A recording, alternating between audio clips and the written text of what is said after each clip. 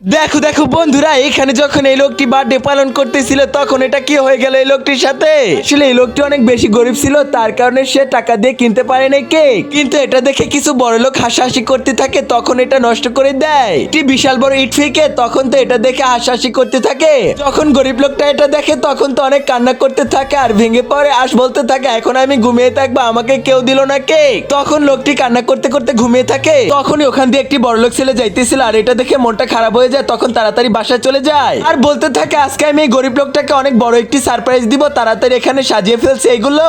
এখন আমি তাড়াতাড়ি ডাক দিয়ে দেই, আরে ভাই তাড়াতাড়ি ওঠো, তোমার জন্য একটি সারপ্রাইজ আছে। তারপর কি হলো সেটা দেখার আগে, হে আল্লাহ, আপনার পবিত্র কাবা শরীফকে দেখে যে ভিডিওটা লাইক দিয়ে চ্যানেলটা সাবস্ক্রাইব করবে তাকে আপনি অনেক বড় লোক বানিয়ে দিন, আর জেনা করবে তাকে আপনি অনেক গরিব বানিয়ে দিন। যখন ওই লোকটিকে ওখান থেকে উঠিয়ে নিয়ে যায় তার বাসায়, তখন তো এটা দেখে অনেক বড় খুশি হয়ে যায়, বলতে থাকে, আজকে আমি অনেক মজা করে বার্থডে পালন করতে থাকবো।